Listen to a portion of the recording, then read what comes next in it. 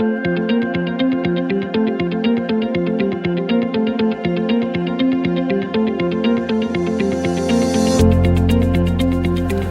good morning. It's been a pleasure to be invited back to Ministries. It was an exciting experience, although I did have a few butterflies again this morning. I think it's as simple as sharing my life story, and that's a pretty simple. Life is pretty simple. You just look back on your memories, and School of Hard Knocks, you look back at what you've learned along the way. To give you a little bit of background about myself, I grew up in Northwest Iowa. It was a fabulous childhood. I grew up on a farm, plenty of adventures on the farm. I grew up in a Christian home. We regularly attended church, youth group, went to a private or faith-based institution, high school. So, my parents gave me every opportunity to step outside the bounds and absorb God in my life. Unfortunately, as I got into high school and out of high school, it's like many kids my age, you kind of lose track of your faith for a while. Shortly after I graduated from college, I came up to Sioux Falls, which had the clothes on my back and a suitcase, and I happened to ride by Lakeland Nursery at the time, which was Landscape Garden Center, and we'll talk more about that later, which became my lifelong career. Unfortunately, at that time, my church life kind of waned. I wasn't really involved with church, and of course at that age you're 22 and the bar scene seems pretty exciting. I have regrets now, but we can only look forward.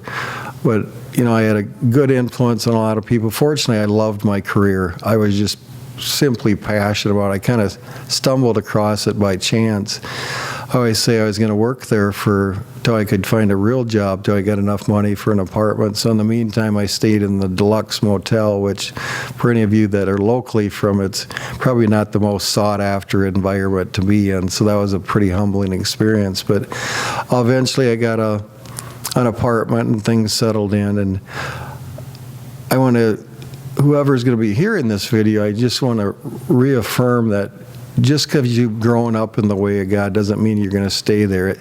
I equate it to like lifting weights and exercising. It's not always the best experience. Sometimes you got to force yourself, at least I do, to stay along the path, study the Word. And I got out of that whole sequence of things and lived more in the ways of the world. I worked passionately at what I did. Fortunately, God had blessed me. I loved it a great deal. And the years passed. I did get married, and my job still took top seat as I look back now. My wife put up with a lot of things. I worked into an ownership position at that time, or partnership, so life was great. We had our two oldest boys in that time frame. I was working 7 days a week, and I say that not to boast, just for the simple fact there are some regrets in my life. I wasn't the true leader. Like I remember the pastor saying us in marriage classes, you have to be the religious and loving leader of your family, which is so true for a man. I'm not being sexist, of course, but that's our responsibility as a father and a husband, to lead our children and our wife in the right direction. Like I said, Sioux Falls, we've been very blessed. Our business was growing in leaps and bounds. And with that comes some socializing. I'd still work many hours a week, and afterwards, of course, the power cocktails after work. One thing that happened to me that kind of stopped me in my tracks, I was in my early 40s at the time, and I got first of all, before this, backing up a little bit, I was in a very serious car accident on my way to work. I broke both my legs very seriously. I fractured my sternum, collapsed my lungs. So I was dealing with chronic pain from a young age, and still bulletproof. You're young, you still don't have as many aches and pains, but you work your way through that. And I threw myself again into my work. My wife she was my girlfriend at the time, was very, very loving and took care of me a great deal. She is a nurse, but sometimes nurses don't take care of their own as good as they should. But she was a very lovely wife. I put her on the back burner, of course. So we got into our 30s, of course, we were married and have kids, and things were evolving, and I was looking forward to the future. My goal was to be a millionaire by the time I was 40 years old. And I look back now as, what good does that do? So you can be alone and not be following God in your life and have stress in your family life. And during that period of time, that was very evident. Another so-called setback, my wife and I finally took a vacation. We went to Cozumel, and then I had an insect bite. Fortunately, we were home at the time, and I contracted what we called necrotizing fasciitis. It was just so sudden. I know 2 days before I had life insurance, I had an update, and the doctor told me I was in the shape of a 25-year-old, so I was boasting about that. Life had been very good so far, and then 2 days later, I was near death. As the story turns out, they were going to remove both my legs because the infection was spread. It was going to eventually get into my vital organs. And God revealed an angel, which I would call an angel. Nobody knew how to deal with it at that time. There had been one case of necrotizing fasciitis in Sioux Falls, South Dakota, and that person passed away from that. There was a doctor from North Dakota, must have been Fargo if I remember right. He had recently transferred from Orange County, California, which he had dealt with this on several occasions. And he told me later that he had his medical school prof or teacher had, in warmer climates, it's not that uncommon, but he had just really struck a chord with that, so he knew exactly what to do. Everybody else was just kind of baffled. So basically after, I think it was 17 surgeries that physician performed, my life was saved. It was strictly by the power of prayer and by him. You could say it was coincidental that gentleman was there at the right time. But that's really when my faith started to take root again. I still, obviously I'm not a perfect day, and none of us that walk on this earth are perfect, but time went on, and of course I had some severe chronic pain, pretty enduring pain through that period of time. And I was given a med called Methadone. Lisa, my wife, and I had shopped around to many doctors, and at that time, that was before the opioid epidemic. People were not talking about it, and it made a great positive effect in my life. It was it wasn't so up and down. It was just real moderate. I still had pain, but in the meantime, I wasn't myself anymore. My thoughts weren't as deep. I was real short and temperamental. So after many years, we decided to wean off that drug, and I truly say that was one of the most difficult parts of my journey. After 12 years taking that 4 times a day, I really had no idea how addicted and dependent my body was, although I never abused it outside its prescribed limits. And that was really, I've been through some physical challenges. That was unbelievable. I would have had no idea that was going to take place. So once we were through that, it took about 2 months till I felt like a so-called normal human being. And I'm going through part of the story quickly, and then we'll backtrack a little bit on my life. But after I was off it, of course, there was a lot of shaking and not feeling very comfortable. And then about a year later, it was about 6 months later, we went through this again. And I got diagnosed. My father basically died from Parkinson's disease after time. He became debilitated, and I had seen that slow, painful process, and I was diagnosed with Parkinson's disease. And I truly, at that point, I was questioning God. I'm like, what is this for? Why are you almost picking on me? I've had one thing after another. I'm letting my family down. And I will truly say it was the most depressed state of mind I was ever in my life. It was the darkest period I ever went through. There was days I didn't go to work, days I hardly got out of bed, between the discomfort and pain, and I was basically giving up. What I tried to overcome for so many years became so challenging.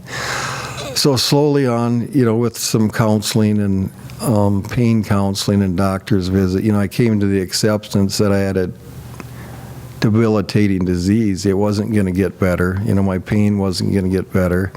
My Parkinson's was I going to end up like my dad? Was I going to glide through the next 30 years doing pretty well? Because every situation's different. So at that point, I think I was always kind of that way. I thought, the old saying, one day at a time, where I thought, I'm going to make a spiritual or inspirational impact on at least one person a day. And I kept it very simple. I didn't say I'm going to make such an impact in life, but just one person a day, whether it be passing in a convenience store, at church. I deal with a lot of individuals at work. So, can I make an inspiration or try to guide them to the love of Christ without being too in your face? I've never been that type of outgoing so-called Christian in that. I've always had Christian values. So I accepted my wife and apologized to her for the years I overlooked at her. I've talked to my boys and daughter regularly, because with my older boys, there was many events I was never to, whether it be with church or sports, and so I was too busy climbing the corporate ladder. So as I look back now, and I've told them that several times, and they just kind of, Dad, you've been a great father. We love you dearly. So now each day, like today was very uncomfortable. The last week has been very uncomfortable. In the morning I get my sweet spot from about 10 in the morning till 3, 4 in the afternoon. My feet burn, my balance is very bad. My pain is very uncomfortable. My eyes kind of blur. And I tell you this not to complain or whine. That's just what I've accepted, that's what's going to be part of my life. How my next year looks, you don't know. I don't know what 5 years looks like. We have no idea. We're all at God's mercy. But I try to lead people, and I listened to a speaker a while back. It said, we all talk about leadership in our jobs and how we want them to follow us. But he said, Monday, why don't you try to find 5 people that believe in you? And he said, give it a few days and then try to find 5 people and get them to believe in themselves. And that is so true, in this leadership. Sometimes it's overused, leader, follower, whatever it may be, but it really comes down to believing in yourself.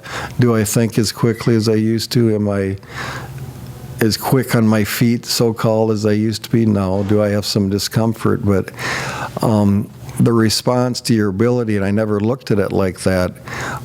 Responsibility is a word, but if you break it down into 2 words, it's response and your ability.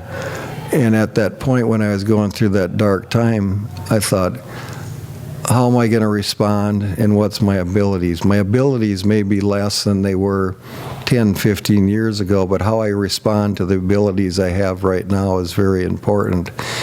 And in the Bible it says, I believe it's John 15 verse 16, I should know this, but I read a verse that said, you have not chosen me, but I have chosen you, so you will go forth and bear fruit that will last. So I look back, was I really bearing fruit that was temporary for the love of money, for the love of prestige? My goal is to help people out, whether it be my children, my wife, other relatives, people on the street, somebody at the convenience store. How do I build fruit that will last to eternity? And that's truly how I set my life up. So I said it's been a series of things. I always say I'm kind of a hard-headed Christian. God has tried to open my eyes. I wouldn't say he's punished me, but I've got a lot of reasons to be very enveloped by Christ's love. It's kind of like when Jacob wrestled with an angel.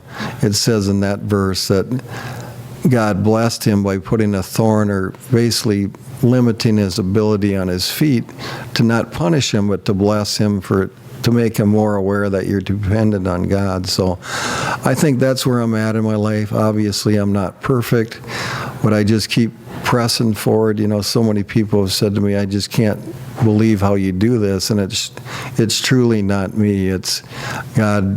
I'm following God's path. God has put a responsibility in front of me, and it's how I respond to that with the best of my ability. So thank you very much.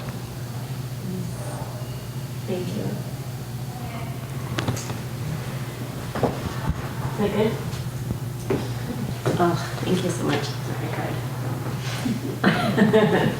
Do you guys have any questions at all? Would you take any questions? Sure. Do you guys have any questions? Doug, you have some questions? Well, I know you sent them to me and they're over there. Let me grab some. I just have a couple. I do have one question. What would you tell? I know you kind of said it all before, but just in like a quicker statement, so maybe I can splice it and use it. What would you tell a younger you? Or like, what would you tell Chase? One thing, and it seems like, I still don't think I would have been barking from a mountaintop. But whatever you do when you start your morning or when you're dealing or making a decision, put your faith in God first in everything that you do. I heard a speaker say once, I believe it was Denzel Washington, put your shoes under your bed, so you got to get down on your knees in the morning and pray every morning. I know I still have that where I get busy and I don't spend enough time in prayer, because you got this opportunity to basically speak to God. He may not answer you back right away, but you still have that peace. So, and as a father, I would be more engaged with my kids' life, try to guide them in more of a conscientious, or try to instill the Spirit of God in them at a younger age. And don't work all the time, because I worked 7 days a week. Now I've scaled back a lot. My evolution out of the business, although very bittersweet, it was my decision, but my role is changing and will continue to change. And sometimes that makes me sad, but then sometimes I look, God has put a lot of benefits in front of me that I never would have imagined I would have had. I've been able to support my family in a good lifestyle, although what you consider a good lifestyle. But, God has blessed me with so-called material things, but He's blessed me far beyond that. And now really the fruit that I'm going to bring forth in this world, hopefully it's far what I could ever have imagined that I've done. So often I've looked, my peak of my career, and my career is basically over, but really my life is just starting anew. So I got to keep that in perspective, because some days it does, you let your guard down, but keep God as the center point in your life. You had said before that you want to share with someone each day. Explain how you came to that idea.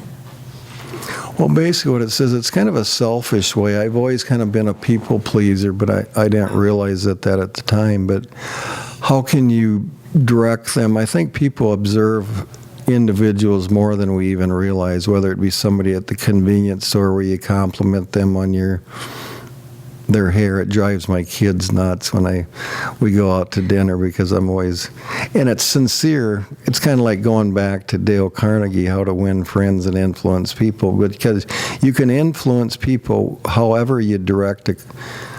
You can give them a compliment and truly mean that, and they may be having a very difficult day, and that may be a way to steer them. Or individuals that report to me in a professional way, have them observe me like, how is this guy different? I try to stay very positive, and what makes, I want to be viewed upon as what makes this guy tick. Why is he always looking at the rosy side of life when he's kind of been dealt a bad hand in a lot of ways? But again, I've been blessed, and we all have in this whole room. We've been blessed in so many ways. We live in a country that we can exercise our faith. We're one of the most affluent countries on earth. We can talk about this. In many countries, that's not even an option. So we look past a lot of blessings every day.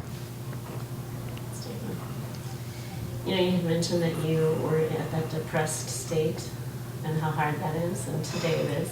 That's a huge topic, or it's just probably more aware. I think we're trying to be more aware of depression and those kind of things, and addictions, and be more empathetic and sympathetic to that. So what advice would you give to somebody who's feeling that, and how you share a little bit of how you got out of it? Well, what's helped me is like when my father was diagnosed in the early stages of his Parkinson's, it's like he he didn't want anybody to know because he didn't want anybody to feel sorry or act like he was whining or complaining. But my wife and I kept it secret. You know, we'd been through a number of things, and it almost seemed like I was becoming a hypochondriac.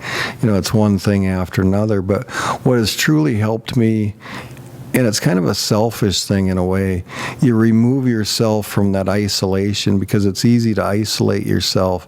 Because I got to the point where I was almost nervous to talk to him, because I thought, well, sometimes I shake, sometimes my voice stammers and stutters. So we felt better getting it out on the open. You know, I serve on the South Dakota Parkinson's Foundation. We've been putting some fundraisers together.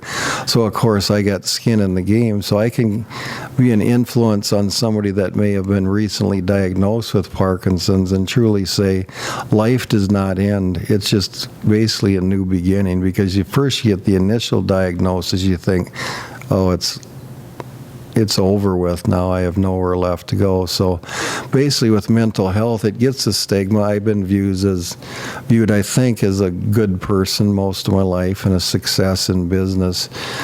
But you got to accept that God in times potentially humbles you, and you have to be a humble servant and not be afraid to make your so-called shortcomings. And mental health is very important at any age, because I think women, men, young people, you know, college-age kids, 50 years old, I think God wires us a little different. Some of us are more prone to going through these darker times, and I think we just have to have awareness and I think we're doing a much better job of the stigma of taking it away and making it more open, so people want to help.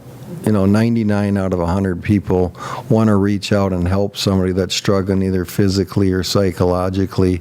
You just have to ask for help.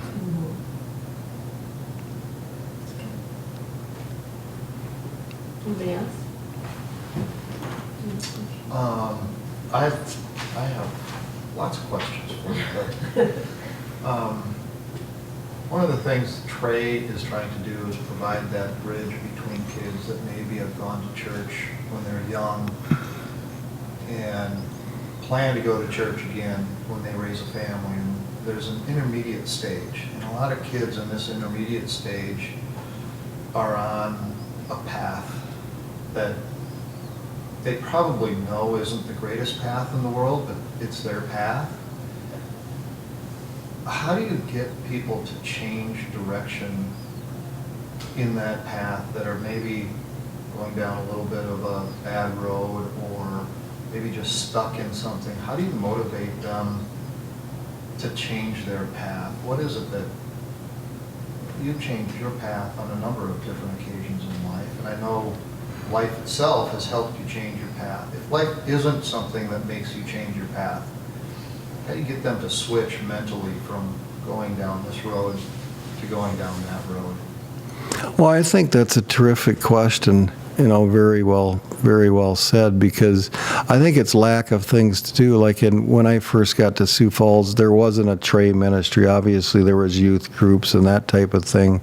But putting them in a setting, I always say we got to minister, be a disciple outside the church walls, because some people are not as likely, and at any age are kind of intimidated by those church walls. And I think a lot of young people go through, well, I don't even know if I'm saved, or I don't know if I'm a so-called Christian.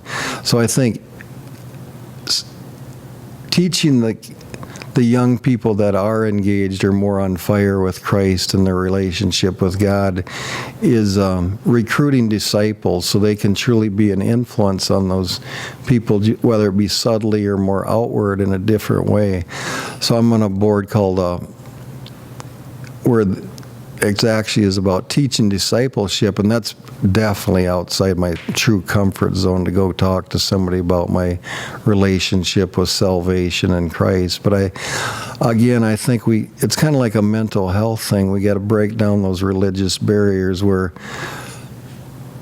being a Christian isn't necessarily going to church every Sunday, because I think a lot of people get to the point where I haven't went to church in 3 months, I'm not a Christian, I'm going down the wrong way. Planning events, or again having young people like Fellowship of Christian Athletes is another good example, because those are so-called talented, popular individuals. So I think those avenues are definitely powerful for young people.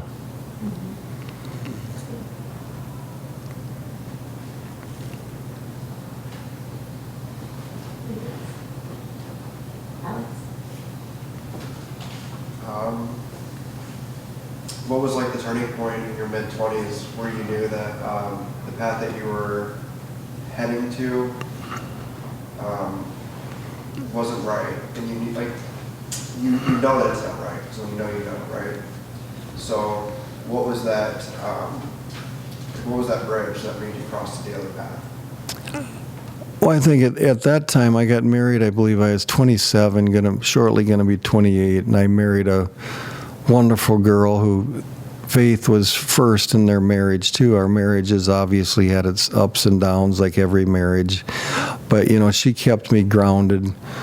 She made me aware, and sometimes in more vocal terms, that I had to be more engaged with church and the family, and it kind of evolved in that situation. I think that happens quite often. I'm in the gardening and landscaping business, and this isn't probably a very good example, but kids grew up gardening a lot of times, and they go away. But once they have their home, their family, and that's when I kind of let up on my drinking too, because my boys were involved in sports, so I didn't want to be coming to these events smelling like booze. So some of that is pride in myself, the way I was brought up. You go back to your roots in time, typically, even if, and there's no bottom. I went through that period of time where I thought, well, I got X's over here and O's over here.